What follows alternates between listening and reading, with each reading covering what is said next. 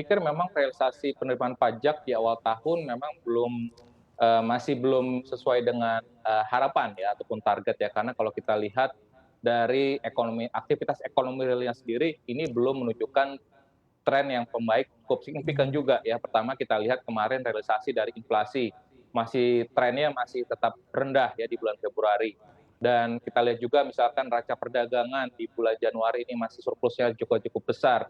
Beberapa survei indikator ekonomi misalkan indeks kepercayaan konsumen, penjualan eceran ini masih menunjukkan tren yang belum cukup optimal. Sehingga ini masih menegaskan bahwa kegiatan ekonomi khususnya dari sisi produksi ya, sektor-sektor ekonomi ini masih belum cukup optimal. Nah, saya pikir memang ke depannya meskipun pemerintah eee kemarin juga sudah memberikan insentif ya untuk PPNBM ya, DTP untuk kendaraan bermotor, itu pun dan juga ditambah lagi dengan PPN, perumahan ya, DTP perumahan ini juga diberikan, pelonggaran ataupun insentif dan selain itu juga yang kemarin PMK 18 tahun 2021 ini juga terkait juga dengan,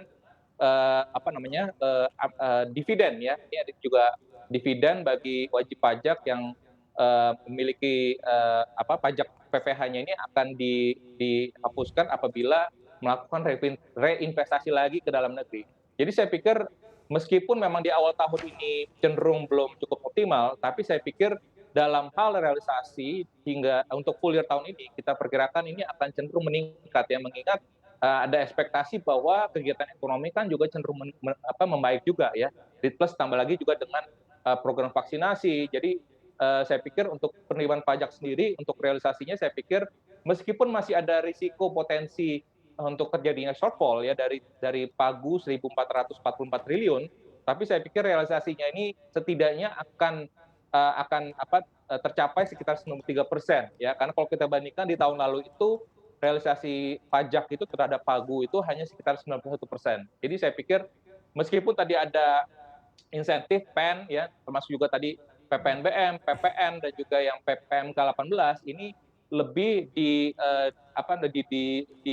dialokasikan dari refokusi dan realokasi anggaran ya yang memang belum terserap cukup baik sehingga tidak akan sampai membuat defisit fiskal kita pun juga akan melebar ke level di tahun lalu seperti itu.